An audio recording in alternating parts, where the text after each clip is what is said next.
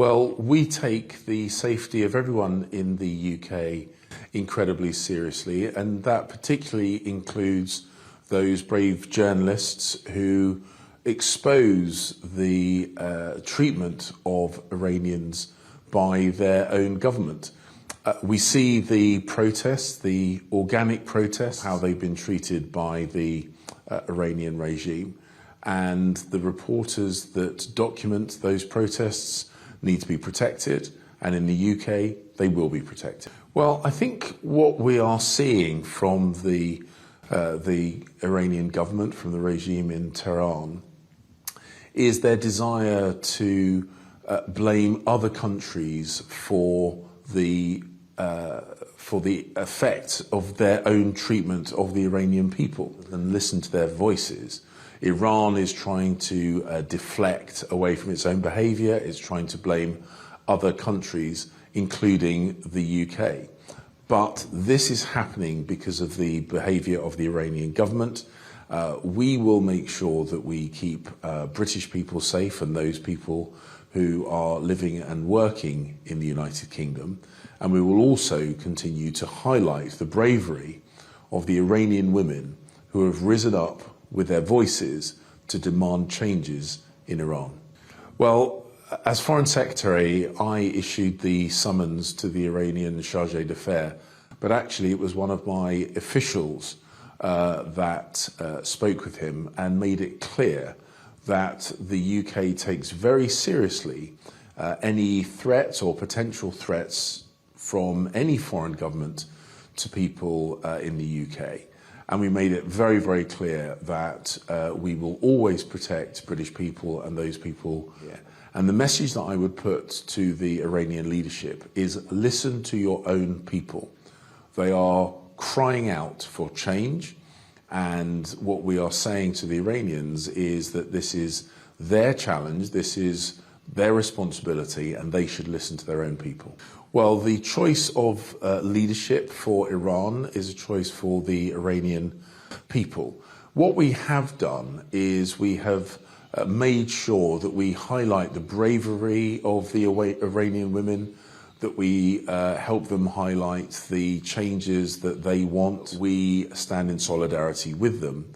But this is a campaign by Iranian people sending a message to the Iranian government, and it is their choice, and rightly it is their choice as to what they wish to say to their own government. What we're saying is that the Iranian government should listen to the Iranian people. Well, we still await the final details of the investigation into the missiles that fell in Poland. But what we know is that the missiles and the missile defense systems are in a direct response to Russia's attack on Ukraine and Russia's targeting of civilian infrastructure deep into Ukraine. So this is only happening. There are only missiles in the sky above Europe because of Russia's aggression against its neighbour. We will continue to support Ukraine as it defends itself, and it has a right to defend itself against aggression. And we will sanctions to Iranian individuals and companies who have been supplying attack drones to Russia, which Russia has then used against civilians in Ukraine. Well, the point that we have made throughout this conflict is that Russia is not under threat from the West. Russia is not under threat from NATO. This war is because of Russia's aggression to Ukraine. We have helped Ukraine defend itself against Russian attack, and we will continue to help. Do not threaten Russia now.